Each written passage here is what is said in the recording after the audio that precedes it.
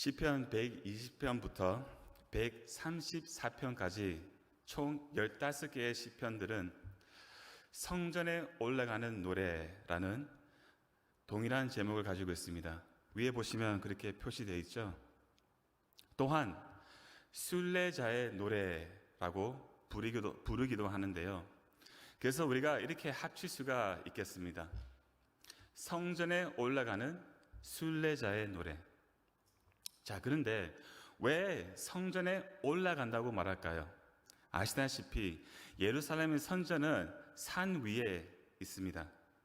물론 큰 산이 아니고 언덕 같은 작은 산 위에 있는데요. 그래서 순례자가 사방 어디에서 오든 상관없이 성전에 올라가야 했습니다.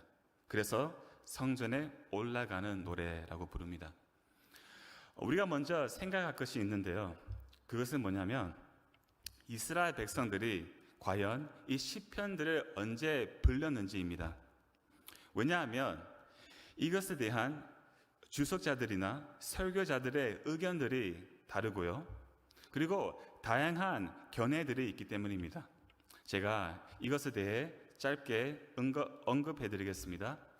어떤 사람들은 유다 백성들이 바벨론 포로에서 다시 예루살렘으로 돌아올 때 이 시편들을 불렀다고 합니다.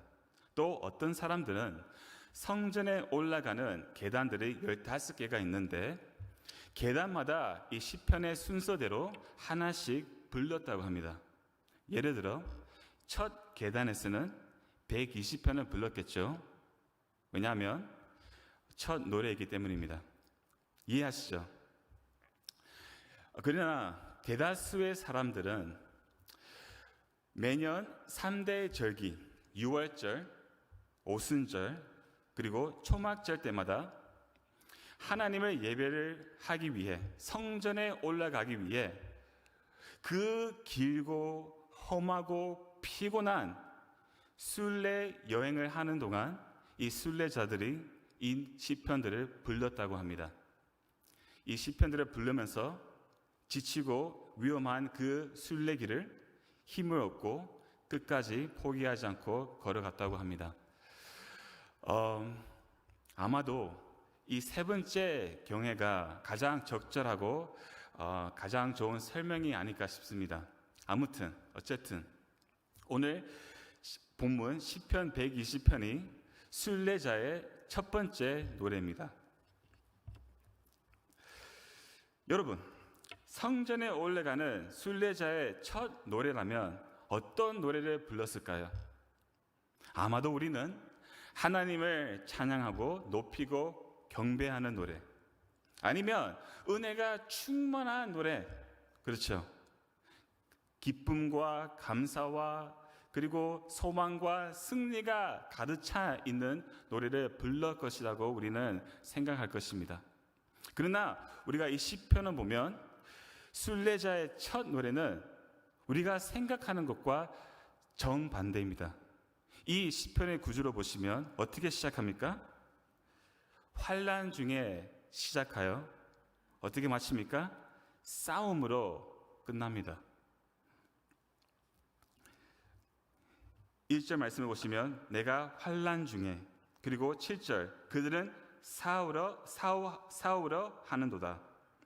그리고 1절과 7절 사이를 우리가 보시면 이 시인이 겪고 있는 그 환난이 얼마나 괴로웠는지 시인의 탄식이 저절로 터져 나오는 것을 우리가 볼 수가 있습니다.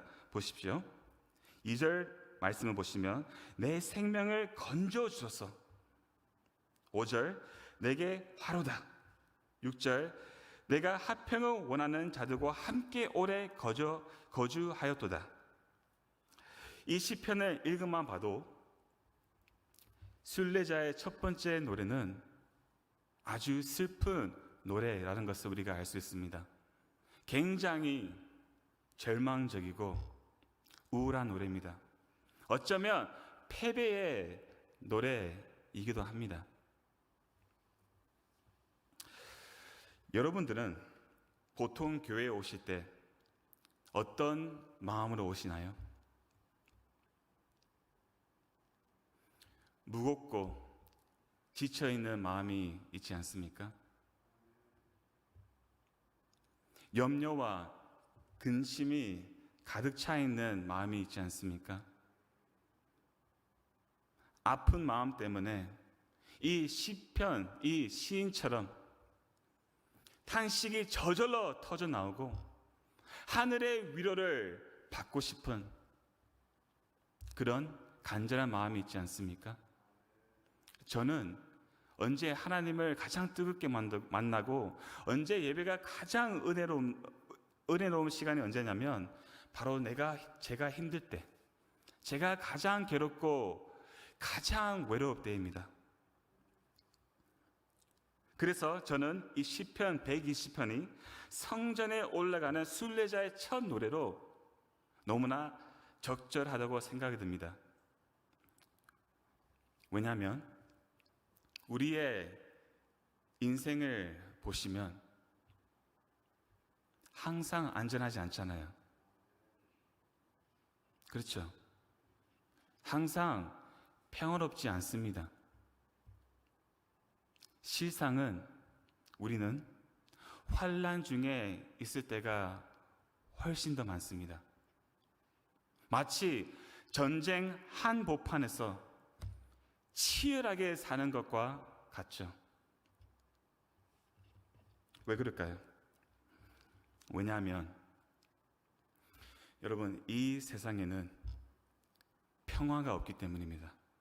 자, 말씀을 통해서 조금 더 보겠습니다. 5절 말씀을 보십시오. 메색에 머무며 게달의 장막 중에 머무는 것이 내게 화루다.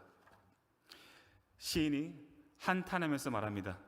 내가 지금 메색에 머무며 게달의 장막 중에 머물고 있다. 그래서 화루다. 지나치게 슬프다. 라고 고백하고 있습니다. 여러분, 이 메색은 어디 있냐면 이스라엘 북쪽, 그러니까 카스피안 해와 흑해 사이에 있는 지역이고요. 그리고 이 게달은 이스라엘 남쪽 아라비아에 있는 지역입니다. 이 지역 사람들의 특징이 있는데요. 그들은 하나님을 대적하는 원수들이었습니다. 이교도들이었습니다. 이들은 우리가 구약 성경에 보면 끊임없이 이스라엘 백성들을 공격했던 민족들입니다. 그리고 이들은 장혹하고 야만적이며 탐욕이 있고 남의 것을 뺏어가는 것을 좋아하고 전쟁을 좋아하는 것으로 유명했습니다. 우리가 알아야 하는 것은 지금 이 시인이 메색과 게달 가운데 실제로 머물고 있다는 것은 아닙니다.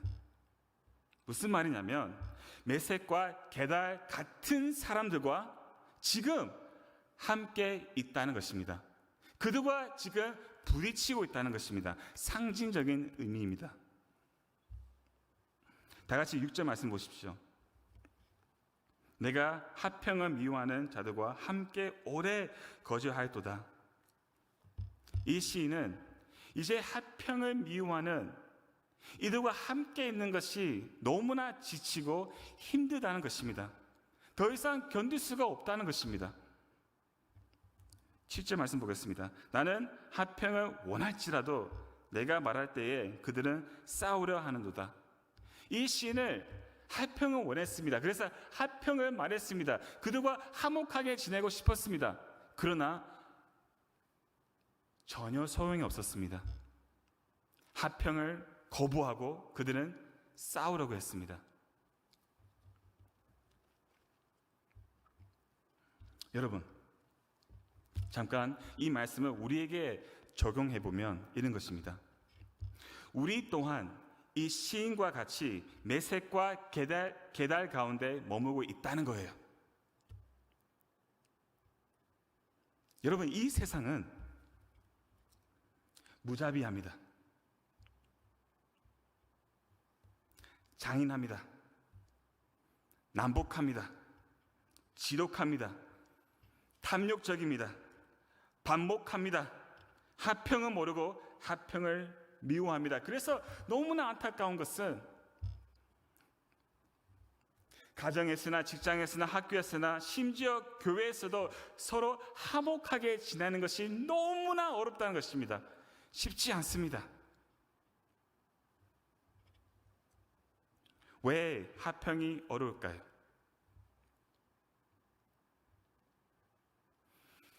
죄 때문입니다. 그것이 근본적인 이유예요. 죄 때문이에요. 성경은 말합니다. 한 사람도 예외 없이 모든 사람은 죄로 죽어서 전적으로 타락했다고 말합니다. 이 부패한 마음의 근본적인 특징은 바로 자기 중심적입니다. 이 죄된 본성이 드러내는 보이는 그 특징이 뭐라고요? 자기 중심적이랍니다. 그래서 원래 인간은 자기밖에 모릅니다. 어쩔 수 없습니다. 자, 이 이기심으로 가득 차 있는 인간의 마음 중심에는 뭐가 있냐면 자존심이 확고하게 서 있습니다.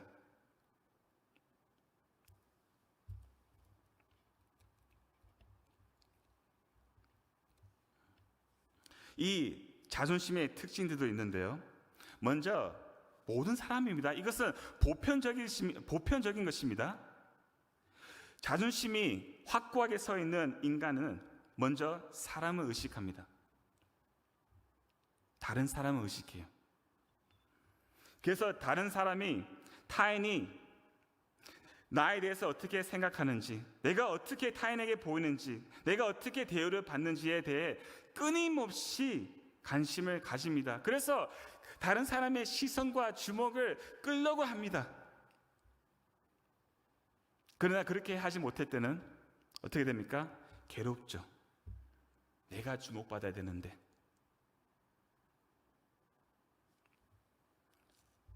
또한 다른 사람과 끊임없이 자신을 비교합니다. C.S. 루이스가 이런 말을 했습니다. 잘 들어보십시오. 이기심이란 무언가를 가진 것으로 채워지지 않고 무언가를 내 옆에 있는 사람보다 더 많이 가지는 데에서 채워진다. 무슨 말입니까? 이런 것이죠. 내가 다른 사람보다 더 똑똑하고 잘생기고 재능이 많으면 스스로 기뻐하고 만족하지만 나보다 훨씬 뛰어난 사람이 등장하면, 나타나면 무엇입니까? 열등감을 느끼기 때문에 그 가지고 있었던 기쁨과 만족이 없어진다는 거예요. 마지막으로 자기 체면을 굉장히 중요시 여깁니다. 그래서 내가 인정받아야 합니다. 내가 좋은 평판을 들어야 됩니다. 모든 사람을 나를 따르기를 원합니다. 그러나 나를 인정하지 않으면, 인정해 주지 않으면, 내 말을 들어주지 않으면, 나를 따르지 않으면 어떻게 됩니까? 자존심이 확 상해버립니다. 여러분, 이것이 우리의 모습입니다. 우리의 연약함입니다. 여러분들이 인정하든 인정하지 않든 이것이 우리의 실상입니다. 물론 어떤 사람들 이것을 더 크게 느낄 수도 있고 작게 느낄 수 있겠지만 모든 사람이 동일하게 가지고 있는 죄입니다.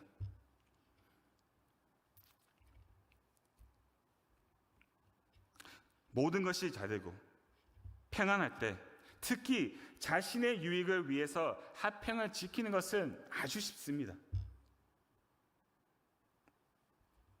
자신에게 득이 된다면 언제든지 가면을 쓰고 위장하면서 좋은 관계를 충분히 유지할 수 있습니다. 그러나 옆에 있는 사람의 자존심을 한번 건드려 보세요. 연약한 부분을 한번 찔러보세요. 어떻게 되는지. 자존심이 상하는 순간 마음이 불편하고 불쾌해지죠. 그 불쾌감을 참지 못하면 화가 나고 싸우기도 합니다. 교회 다니는 우리는 어떨까요? 예수님을 믿는다고 하는 우리는 어떨까요? 아무래도 극단적인 행동을 하지 않겠죠. 그렇죠? 왜요? 내가 예수님을 믿는 사람이라고 하는 그 체면을 어느 정도 지켜야 하니까. 그러나 우리는 뒤에서 흉보고 시기하고 질투하고 무시하고 의심하고 미워합니다. 그 정도 다 하잖아요. 안 그런가요? 저만 나쁜 사람인가요? 자, 계속 보겠습니다. 2절 말씀을 보겠습니다. 여호와의 거짓된 입술과 속이는 혀에서 내 생명을 건져 주어서. 지금 이 시인은 환난 중에 있습니다. 심각한 고통 속에 있습니다. 너무나 힘들고 간절해서 어떻게 고백합니까? 내 생명을 건져 주소서 라고 기도하고 있습니다. 왜죠? 거짓된 입술과 속이는 혀 때문입니다. 무슨 거짓 때문에 시인이 괴로워하는지는 우리가 알 수 없습니다. 그러나 이 거짓된 입술과 이 속이는 혀 때문에 생명의 위험을 느낄 정도로 괴로워하고 있습니다. 잠깐 거짓에 대해 생각해 보겠습니다. 거짓의 아비는 누구입니까? 사탄입니다. 사탄은 거짓말쟁이입니다. 모든 거짓의 원촌입니다.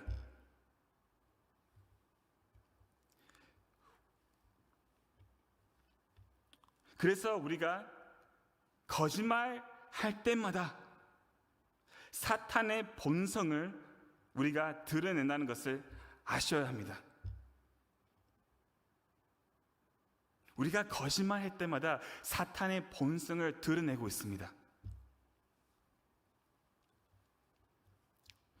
여러분, 사탄의 첫 거짓말로 인해 에덴 동산은 어떻게 됐습니까?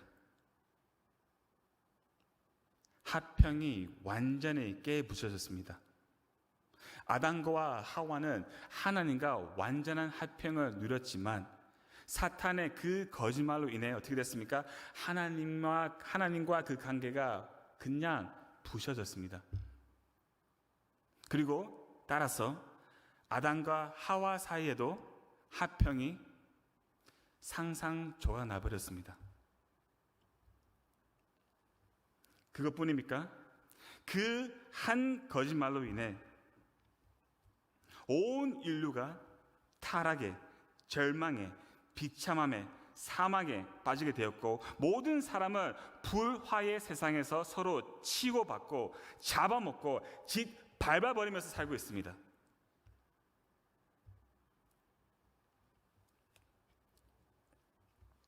거짓은 모든 것을 파괴해버리는 힘이 있습니다. 모든 것을 썩어버리게 하는 독입니다. 얼마나 무서운지 모릅니다. 저는 이 거짓 때문에 한 가정이 깨지는 것을 보았고요.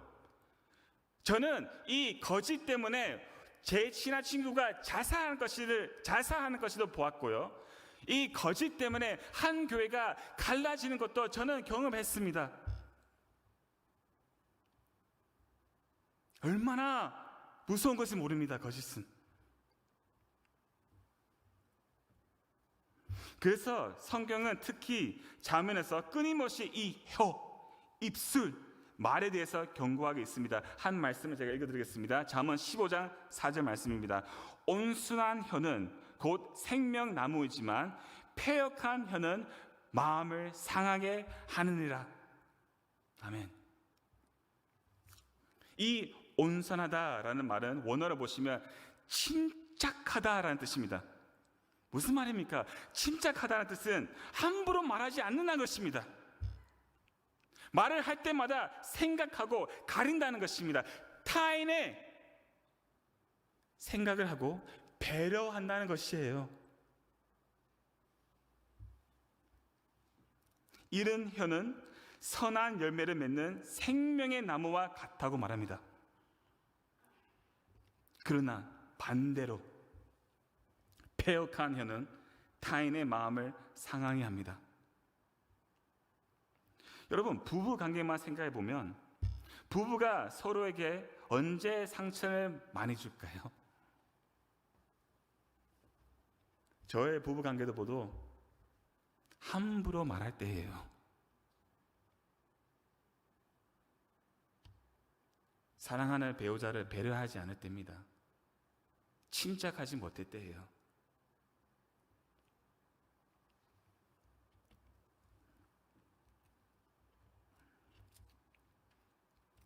여러분, 가정에서 화평을 원하십니까? 직장에서 화평을 원하십니까? 교회에서 화평을 원하십니까? 거짓말에서 멀리 하십시오. 말을 조심하십시오. 함부로 말하지 마십시오. 그러나 여러분, 저는 이것을 말하고 싶습니다. 이것이 우리에게 정말 어렵다는 거예요. 거의 불가능합니다. 보십시오. 제가 읽어드리겠습니다. 야고보서 3장 8절 말씀인데요. 혀는 능히 길들일 사람이 있다 없다? 없다고 말합니다. 없어요. 없어요.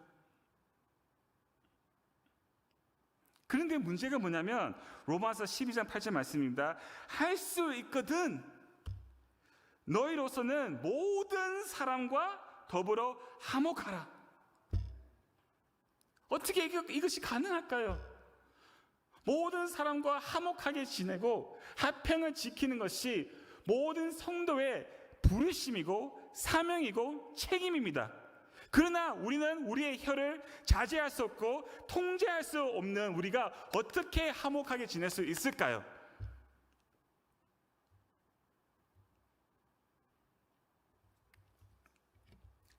답은 1절 말씀에 있습니다. 1절 말씀 읽겠습니다. 다 같이 읽겠습니다. 내가 환난 중에 여호와께 부르짖었더니 내게 응답하시도다. 아멘.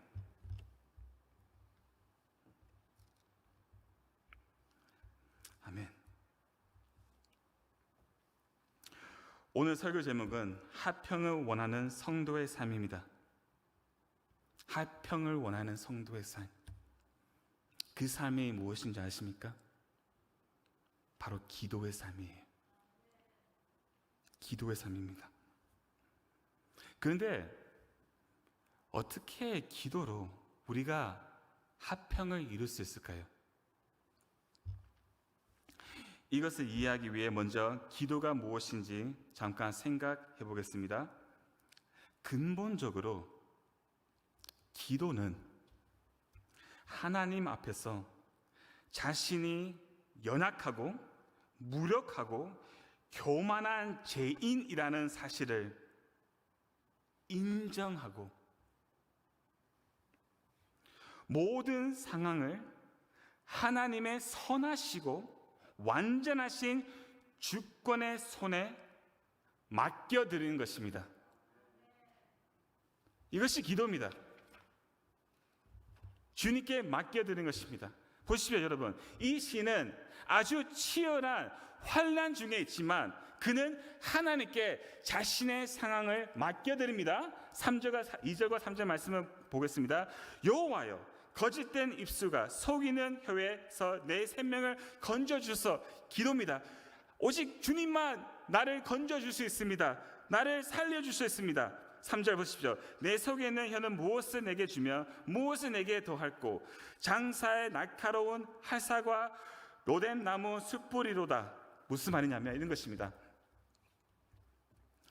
화평을 원하는 이 시인은 거짓된 입술과 속이는 혀로 자신을 괴롭히는, 화평을 미워하고 화평을 말해도 싸우려고 하는 이 원수들을 자기 스스로 상대하지 않았다는 것입니다. 보십시오. 3절 말씀은 이런 뜻입니다. 하나님이 너 속이는 자들을 어떻게 대응하시겠느냐라는 뜻입니다. 하나님께서 너희들을 어떻게 대응하시겠느냐? 활사같이 날카롭고 로덴나무 숯불같이 맹렬하게 뜨거운 심판을 내릴 것이라는 것입니다. 자기 스스로 자기의 문제를 책임지지 않았다는 것입니다. 지금 상황을 하나님께 맡겨드렸다는 것입니다. 원수를 갚지 않고 하나님의 진노하심에 전적으로 그 상황을 맡겨드렸다는 것입니다. 이것이 기도예요.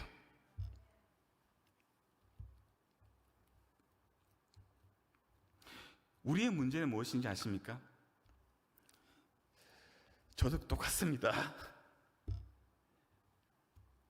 기도했는데 주님께 맡겼다가 말하는데 가만히 있지 못하는 거예요.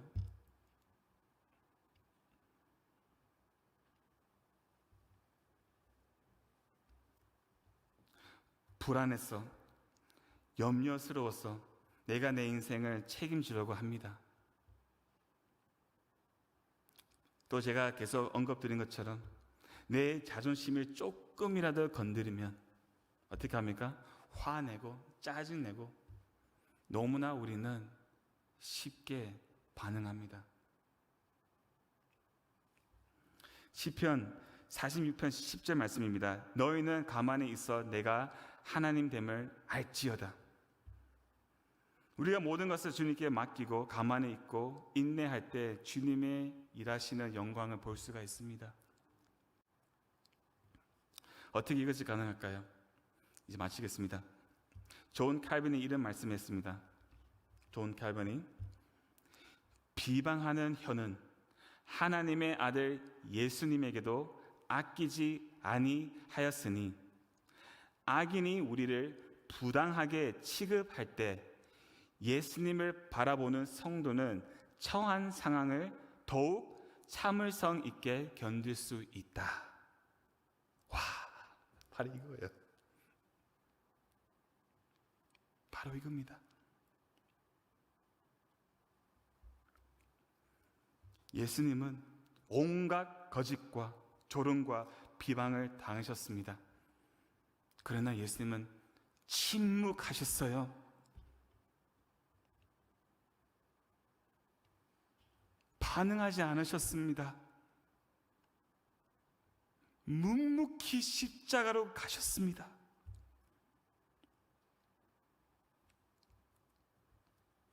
이것이에요.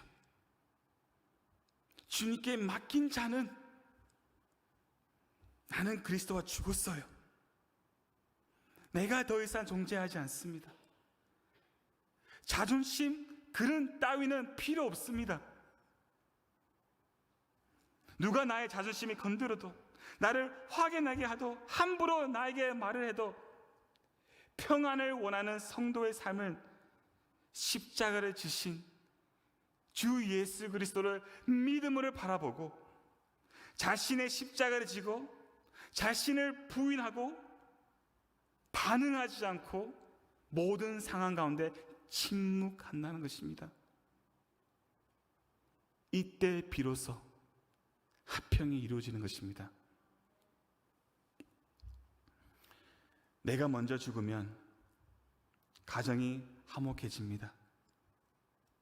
내가 먼저 죽으면 우리 교회가 연합할 수가 있습니다. 화평을 원하는 성도로서 십자가를 지시고 예수님을 따라가시는 우리 강성교회 모든 가족들이 되기를 간절히 소망합니다. 아멘.